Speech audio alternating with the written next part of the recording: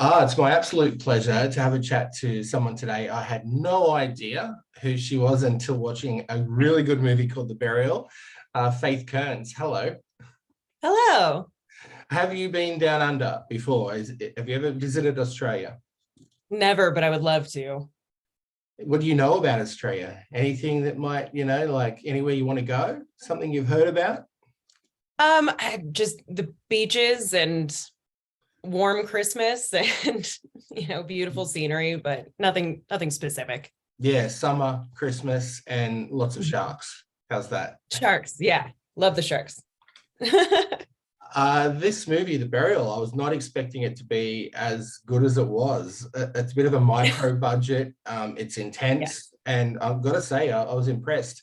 How did you get Yeah. cast? Was it something that landed on your desk, or did you have to audition? Tell me the process. We actually, like you say, micro budget, and it was a tiny crew. And most of the cast, oh gosh, Vinny, my boyfriend in the cast, he Yes. also did sound for us. So I had worked with Sean Zilka and his brother before on a project, and which was their movie Sig Goody. Also really fun. And from that, they just, they said, hey, we have this script. Do you want to do it? We're going to shoot a couple days in Big Bear. I was like, absolutely. And yeah, I was just really lucky to have, we're all friends too. So Yeah. it was a really lovely little project.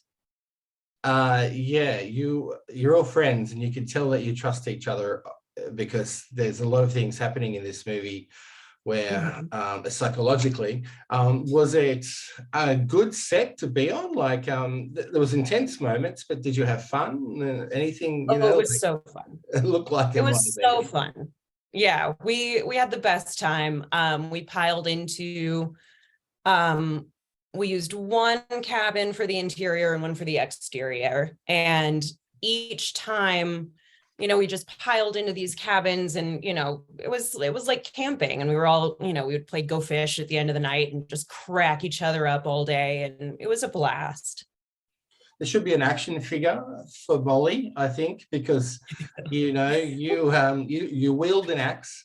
You have a great sweater on, this jumper with it's a great like pattern on, which is very distinguished.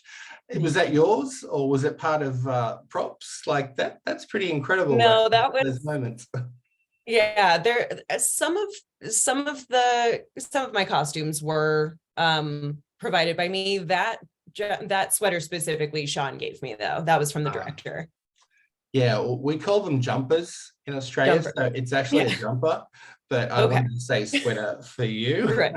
Okay. It I was almost great. said jumper, but I was like, I don't want to take that. That's not actually my word. Like, Yeah, that's what we call it here. You look different in the movie. Like, was that your regular look? At the moment, you have like a darker hair, it's shorter, it was sort of longer and blonder. And especially when you had it out in one scene, it was all wavy and beautiful. Yeah, that's your natural look, or was that just for the movie? I think this is more my natural look. Right. That was when we were filming a couple of years ago, that was my look. That was how I was Mm. walking around. My hair was longer and blonde, and I was doing that. But I do think that I'm more comfortable for me with this look, with the short hair. Easy. It takes time to curl that hair, and it takes, time to keep it blonde, and I just don't have the patience most of the time. But if someone No. needs it for a movie, I'll do it. Was acting something that you wanted to do always, or I mean, you were mentioning off air before about stand up. Is that also a passion? Like, how did you get into being a performer? When you were young, were you always, getting into different things, stage shows and stuff?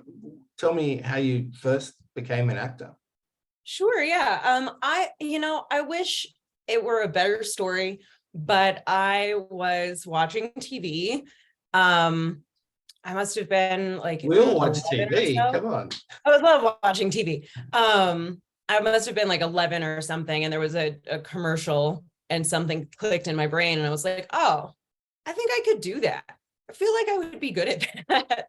I feel like I could be an actor. And then sort of by happenstance, I got into an acting class in junior high and just fell in love with it. I've had amazing supportive teachers all along the way, from junior high, high school on through.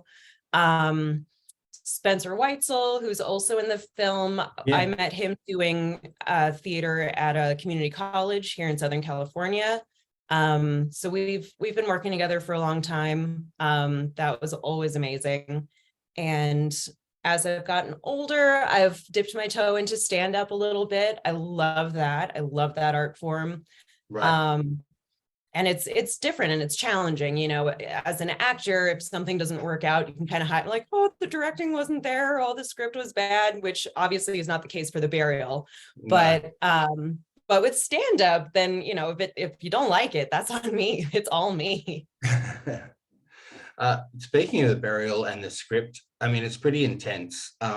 You end up being, and I know we're going to give spoilers away here, you end up being, you know, pretty much the last person standing. What are you doing at the end? Do you know, like, did you film different sequences at the end? You're looking at the trees, you're looking at the woods, camera goes up and down, bam, back on you, and you walk off after you've killed your boyfriend. How do you interpret it? Were you told just to stare, or did you know what the sequence was going to be? We knew what the sequence was. And I guess that's sort of the challenge as an actor, to motivate those moments and give it meaning, even if it's not clear, or if, you know, the film or the filmmakers want to leave it sort of ambiguous. Yeah. I think at that moment too, it's just the exhaustion, you know, it's intense. Molly's been through so much. She's been running through the woods. She's been wielding an axe, which is heavy. But there were real axes, obviously. Some of them. Okay, yeah. Some were a little movie magic. Yes. Got to keep everyone safe, right? Yeah, but yeah, I think in that moment it was just the exhaustion, just like, how did we get out of here and now what, you know? Well, I hadn't seen your work before until now. Was it mainly shorts that you've been in? Is this your first feature? Yeah, this is my first feature, actually. I've mostly done shorts, you know, web series, stuff that, you know, little projects here and there. Have you considered writing yourself, like you're doing stand-up, maybe a comedy, or are you musically inclined? Can you sing or play any musical instruments? I am not a singer. I love to. You know, we do it out of joy, but I have had a very good friend of mine stop me as I was serenading her and tell me, "Oh, honey, that's not your gift." So that's not something I do for people. I love writing. I like to think I'm pretty good at it. I'm also a poet. I've won a few awards for my poetry in college. So I do. I love writing. I haven't had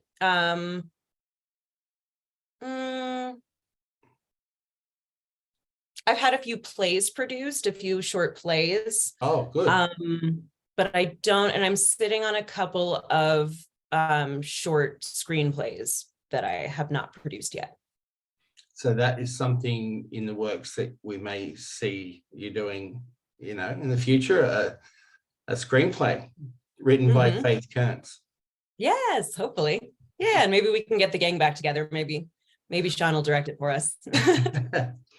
Molly in the Burial kind of fixes a car. She apparently Googles how to do it and then does it.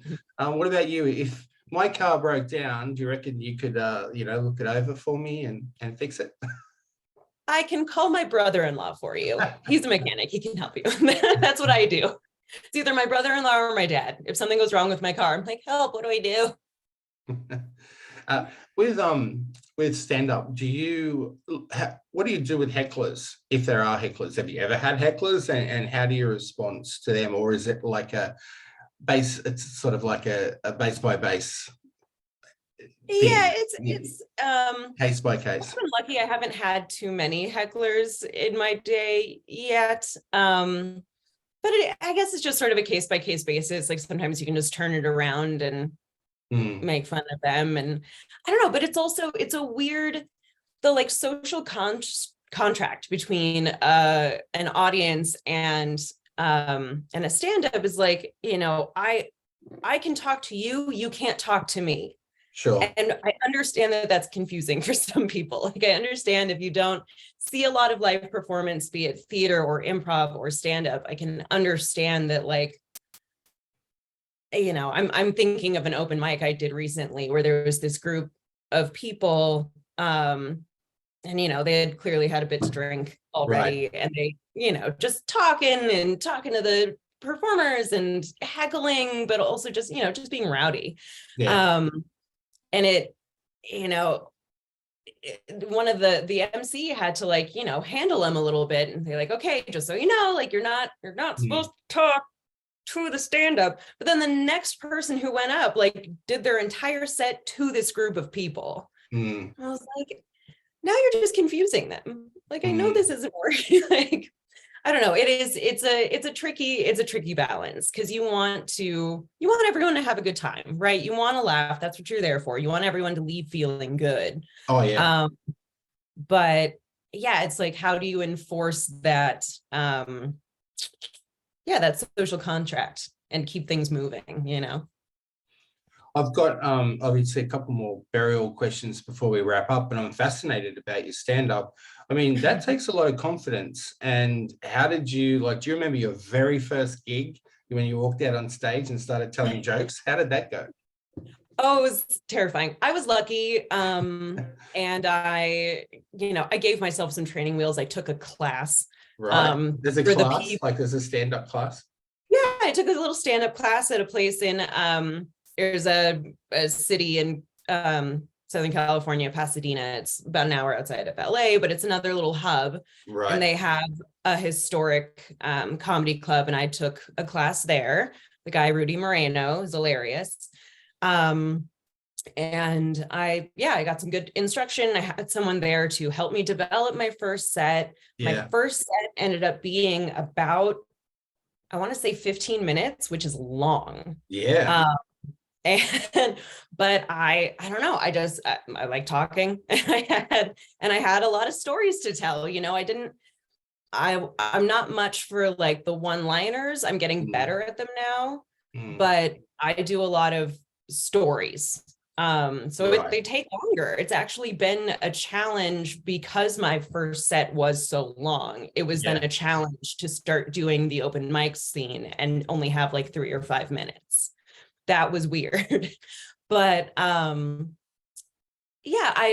did. I had that class, but then for the first show, it was just like terrifying, but also so fun. Like the high you get, the rush is amazing. And I love, obviously I love performing. I love acting. I love film. Yeah. But the rush of performing live in a theater and even, you know, even theater, like you have, as I say, you have the cast, you have everyone there with you. Stand up, it's you. That's it. It's you and a mic, dude. And you gotta make it happen. There's only one way out, you know, no way through.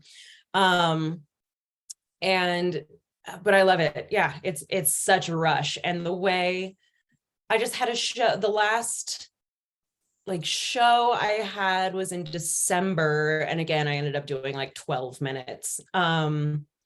And it was like, were you first on stage, or did you come after someone else? I came after a few. And there were some headliners on after me too. So I was in a good sort of middle spot, and I hadn't been up in a long time either. It was my first time back in a few months. And I was so nervous. I was like, I had note cards and I was like making changes right up until I went on. My friends were all there, like, you're gonna be fine. And I was like, I don't know. But I go up and it was great. I killed.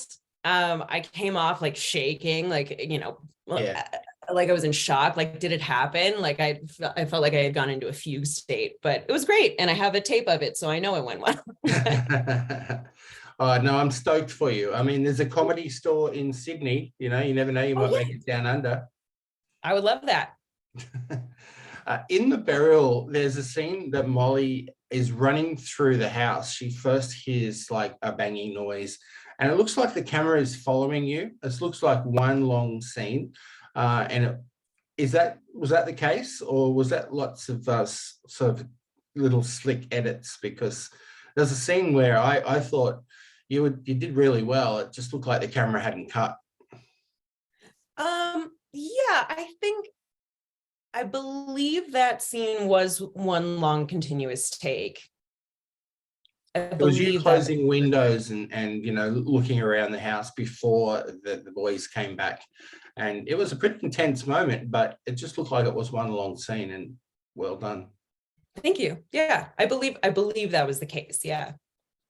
Did you have to hire out the house, or was it a set that was built, or I think you said there was a couple of them? Yeah, there were two cabins. One was for the interior, one for the exterior.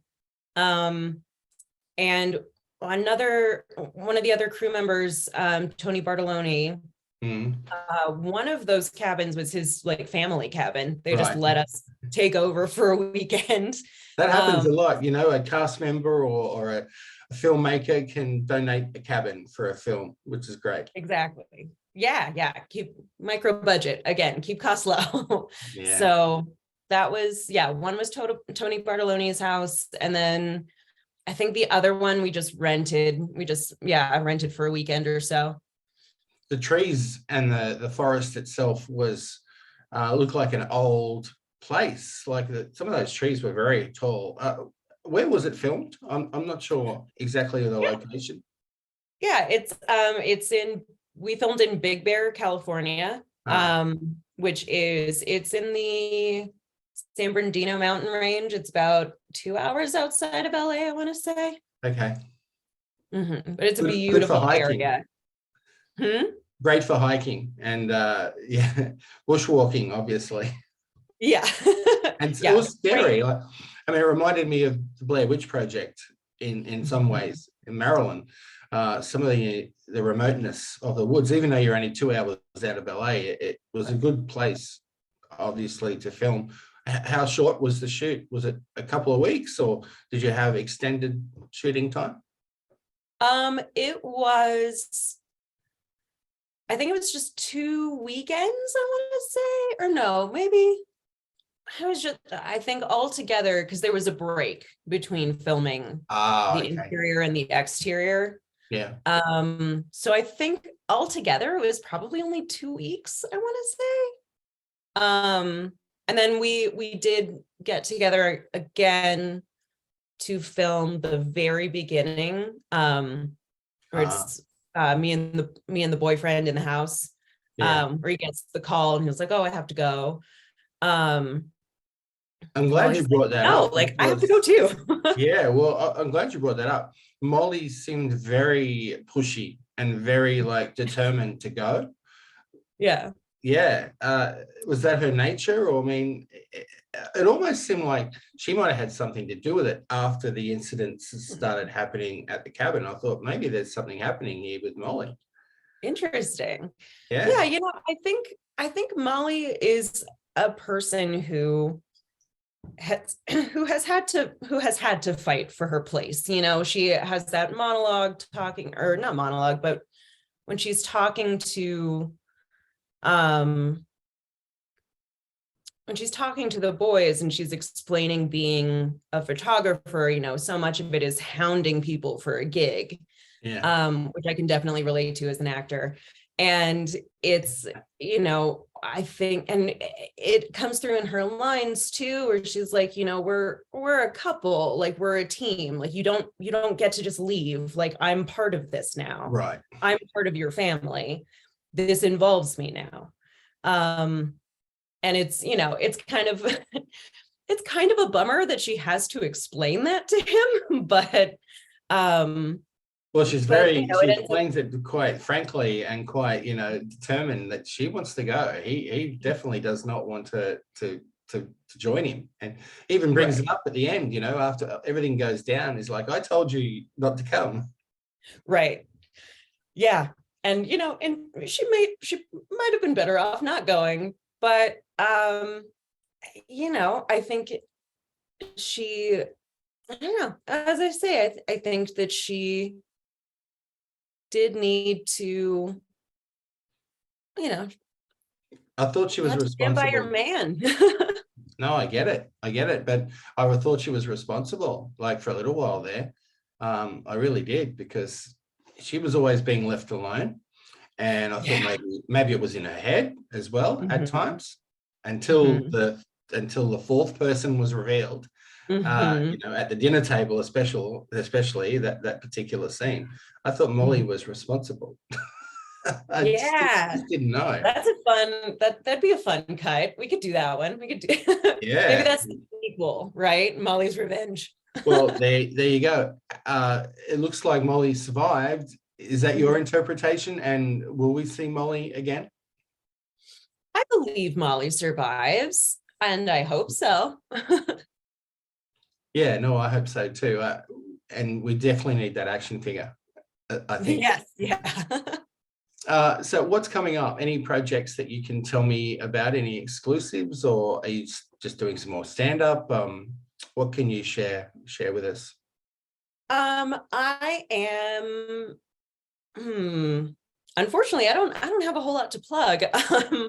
I am puttering around doing stand-up around LA and the Southern California area.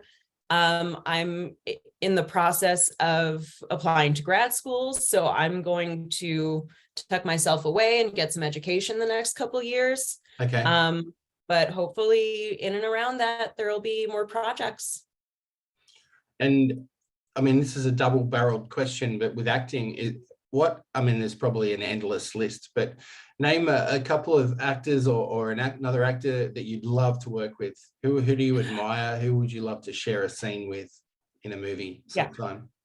I would, I would, I would die. I would love to work with Michael Shannon. Oh, he's good. He's so good. Yeah. He's so just like, he's so good. I feel like he would keep me on my toes. And he's very tall, so he's And probably he's you very tower tall over and you. so intense, right? Just like, Yes. Michael Shannon, Tom Hardy, Yeah. Steve Buscemi. Yeah. I don't love that this list is all men so far, but oh well. Emma Thompson, There you go. and Jason Mantzoukas, I just think is hilarious. So I would love to do a scene with him someday. I don't know who that is. Jason Mantzoukas, he's did you watch The League? He was Rafi in The League. Okay. He's had a few, he's a comedian. He pops up in pretty much any sitcom, Okay. any show. In Parks and Rec, he was Dennis Feinstein. Oh, there you go. Okay. I'm Yeah, unaware of him. I will have to research. yeah, he's hilarious. He had a few, he was a recurring character on Brooklyn Nine-Nine as well. Okay. As I say, he's in everything. Hilarious. We'll check him out. I'm unaware of his work. Well, that leads me to the second part of the question. As a comedian, any comedians that you look up to, or you'd love to maybe come out and introduce, or share the stage with as a Yeah. stand? I would love to. I mean, John Mulaney is just like a master. Just technically amazing and hilarious. John Mulaney. There are more. They That's escape me okay. right now. Oh, Pete Holmes. I love Pete Holmes as well. All right. What about female? Any female comedians that you? Maria Bamford Oh, there you go. is hilarious. I love her. Yeah. Well, remember Eddie Murphy, Richard Pryor, and so forth did some stand-up specials, and they put stand-up on the map in a way, because they were cinema-released concerts. I mean, that doesn't happen Yeah. anymore. You get Netflix specials and things, but You know, what do you think of that? Do you think there should be more stand-up movies and more exposure of the craft? Because it's not easy to get up there and tell jokes for 90 minutes. It's really not. And it is an amazing feat when they do it, when they have these hour-long specials. I don't know. I mean, I think some sets, like I'm thinking of Bill Burr just put out his new Netflix special where he played Red Rocks, which is a beautiful outdoor amphitheater. Oh, yes. And I was so jealous when I saw that. I was like, I didn't even know that was an option that people We'll get could do there. stand up at Red Rocks. Now I have a new dream.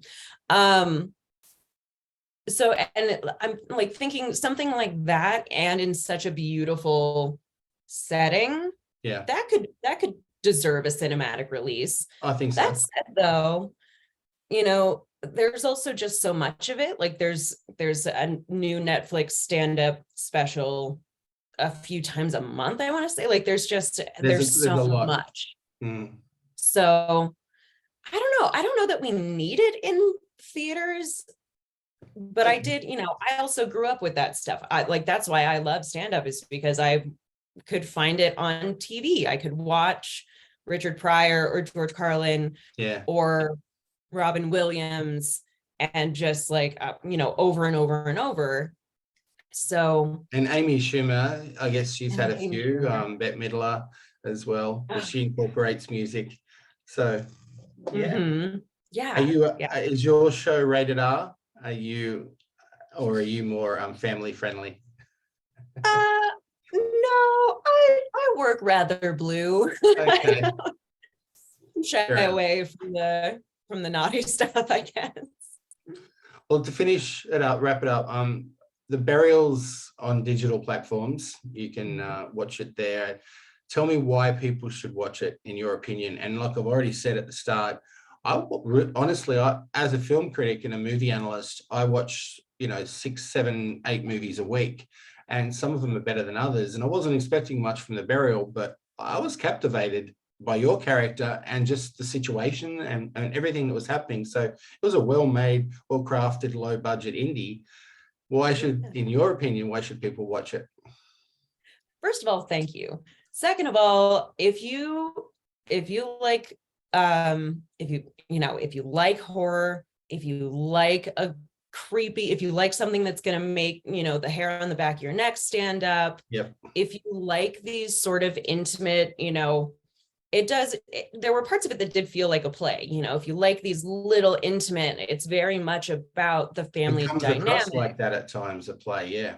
Yeah, it does. And I think that's the cabin feel too, where you just like, it does feel insular and you feel isolated. And, I think the joy that we had making it comes through as well.